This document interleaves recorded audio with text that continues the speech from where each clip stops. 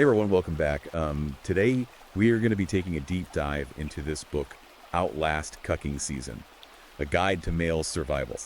Oh, yeah. It's a pretty intense read, but it really gets into some interesting topics that I think will resonate with a lot of you guys. For sure, for sure. I mean, especially if you're, if you're following us and, interested in this whole idea of the covert contract and how that, plays out in marriage and relationships. Yeah, and this book really, it kind of frames it in this context of almost like a war on men. Yeah. Not a literal war, Right. but this idea that there are all these societal forces that are kind of chipping away at traditional masculinity and making men feel lost or even Demonized, yeah. Absolutely. He points to, feminist narratives and media portrayals and even like educational systems that are kind of favoring girls while devaluing like typical masculine traits. Yeah. Well, I think, I think the thing that is so powerful about this book is it's not just, it's not just complaining about the problem. It's actually offering solutions, Right. and it's a very, kind of hard-hitting look at what's going on, but it's also like, okay, so what can we do about it? Right, exactly. So it's not just like wallowing in this, feeling of victimhood. Yeah. It's like, okay, let's look at the problem, let's understand it, and then let's figure out how to Take control. take control. Yeah. Become the masters of our own destiny. And one of the things that he really kind of dives into is this idea of marriage. And he poses this really interesting question about marriage, plantation or partnership. Yeah. And it's a really provocative question because it makes you think about, Well, it's interesting because he actually goes into the history of marriage and how it's evolved over time. Yeah. And, I think his argument is that it's become something that's much more advantageous to women. than it is to men, especially, with the advent of no-fault divorce and things like that. Yeah, that's a big one, especially, for a lot of guys who are maybe going through a divorce or have been through a divorce, Right. and they feel like the system Is rigged, yeah. is rigged. Yeah, Absolutely. And he even suggests alternative models like, co-parenting arrangements or even, staying single. Right. As potential solutions. So it's really... So he's not necessarily saying marriage is bad. No, not at all. He's just saying, like, be aware of the potential pitfalls and go into it with your eyes wide open. Eyes wide open, Yes. Have a strategy. Don't just, Yeah. Blindly walk into something that could potentially... Yeah, it's like anything else in life, right? You wouldn't invest in a business without doing your due diligence. Okay, exactly. You wouldn't buy a car without, Right. doing your research. So why would you do that with something as important as marriage? Exactly. And speaking of things that require a strategy, he also talks a lot about hypergamy, which is always a hot A topic. big one. Oh yeah, for sure. Yeah. I know there's a lot of debate about it, but I think what's valuable is he's not just saying like, oh, hypergamy is a thing and it's bad. He's saying like, okay, it's a reality. Let's understand how it works. Right. And how can we adapt to it? Right. So it's not about, Right. trying to fight against some sort of Yeah, biological a impairment biological imperative. Yeah. It's about understanding it Right. and kind of using that knowledge to your advantage. to your advantage. Yeah. Yeah. So it's like, Absolutely. you can't change the game, but you can learn how to play it better. Exactly. And that's where, the whole idea of self-improvement and becoming the best version of yourself comes in. Right. So if women are naturally drawn To higher status. resources, And confidence. Then it behooves us to cultivate those things. right. It's not about, complaining that women are this way. It's like, okay, well, this is the reality. So how can we Rise to the occasion. rise to the occasion? You got it. And a big part of that he emphasizes is financial independence. Oh, absolutely. Which is, it's about having your own kingdom, so to speak. Yeah. Your own domain, Yeah. your own resources. Being able to provide And that gives you so much more power and freedom. an option. An option. Yeah. And life. In every aspect of your life. Not just in relationships, but in every aspect of your life. Absolutely. Yeah. And, he goes into a lot of detail about, how to achieve financial independence, practical tips, everything from budgeting to investing to starting your own business. It's really like a holistic It's a holistic approach to masculinity. masculinity. Yeah. It's not just about, Right. one specific area. It's about looking at your entire life Right. Your whole being. and figuring out how to optimize it. How to level up. Yeah. How to level up in every area. Yeah. So we've got the war on men. We've got this idea of marriage and kind of reevaluating what that means. We've got hypergamy, financial independence. Yeah. All these things are kind of starting to come together to paint a picture Right. Of If what you- it means. of what it means to be a Read it. man in the modern world In the modern world, yeah. and how to And how to thrive. Yeah. Not just survive, Not just survive, but thrive. but actually thrive. Yeah. So it's pretty Powerful message. Powerful message. Yeah. And it's one that I think a lot of men are really hungry for right now. Yeah, for sure. And you know, we're just scratching the surface here. We're going to dive deeper into all these topics in the upcoming segments of this deep dive. So stay tuned. Stay tuned. We got a lot more to cover. You know, one of the things we haven't touched on yet that he really emphasizes is this idea of physical fitness. Oh yeah, that's a big one. And it's not just about like, you know, looking good or Right. you know, being Vain. It's really about feeling strong and capable.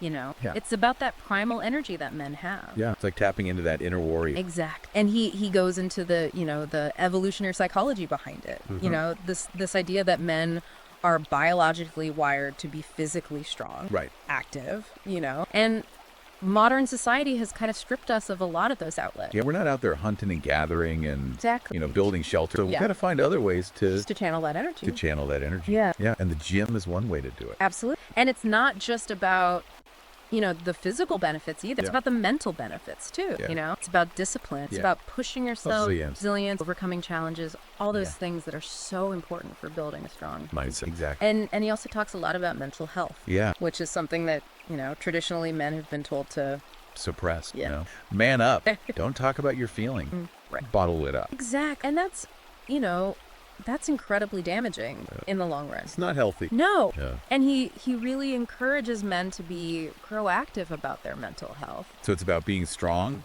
but also being aware of your vulnerability Right. and not being afraid to seek help if you need it. Exactly. And you know, there are so many resources available now. Yeah. You know, therapy, meditation, journaling, all these things can be incredibly helpful. And there's no shame in No shame at all. taking care of your mental health. Absolutely not. In fact, it's a sign of strength Right. to be able to acknowledge that you need help and to seek it out. And he also talks about, you know, the importance of having a support system. Yeah. Whether that's friends, family, a therapist. Right. You know, people who you can talk to who can support you. Absolutely. And you know, we've talked about brotherhood before. Yeah. And that's a huge part of it. Having those guys in your corner Exactly. who understand what you're going through.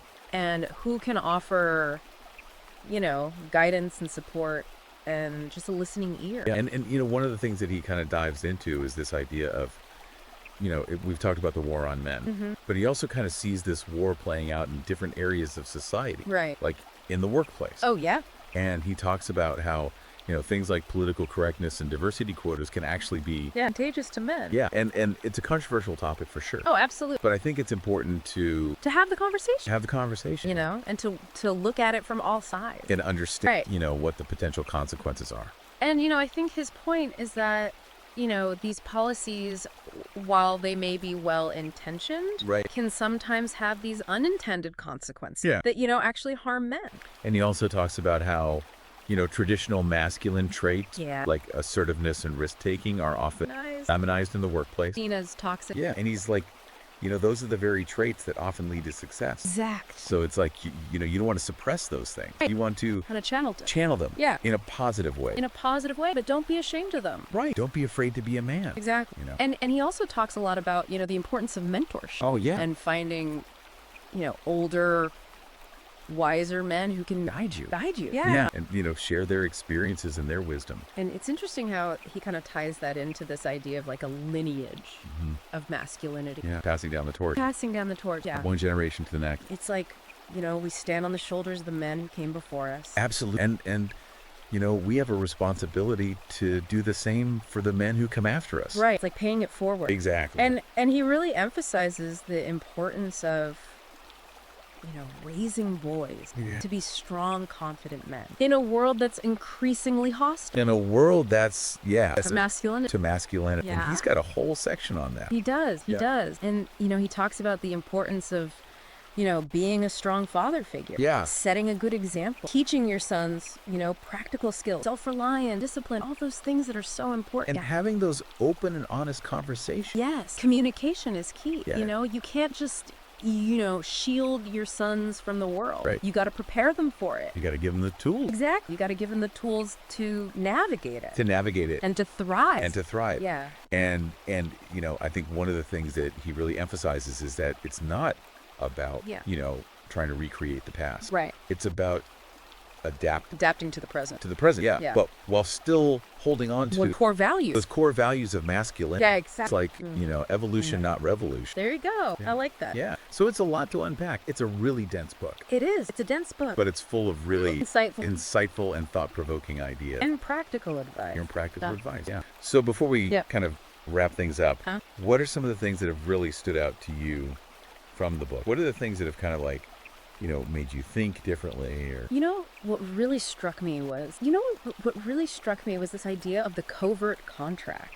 You know how he talks about how a lot of men are kind of sleepwalking through their relationship. Yeah. And they're operating under this set of unspoken rules that they're not even aware of. Right. And those rules often benefit the woman Exactly. at the expense of the man. And it's not like, the women are necessarily doing this intentionally. It's Right. just kind of like the way things have evolved. It's the water they swim in. Exactly. Yeah. It's the water they swim in. And men are just kind of like going along with it. And he's like, wake up, guys. Pay attention. Pay attention. And, See what's really going on. and don't be afraid to renegotiate. renegotiate the terms of the contract. Yeah. And to set boundaries. Set boundary. Communicate your needs. And make sure your voice is heard. Absolutely. Yeah. It's a partnership. Yeah. It's not a dictator. It's not about one person dominating the other. Right. It's about finding that balance. Exactly. And he gives a lot of really good advice on how to do that. Yeah. How to communicate effectively, how to set boundaries, how to stand up for yourself without being aggressive. Right. It's about being assertive, but not a jerk. Exactly. It's It's about finding that sweet spot. right. And I think that's something that a lot of guys struggle with, Oh, for sure.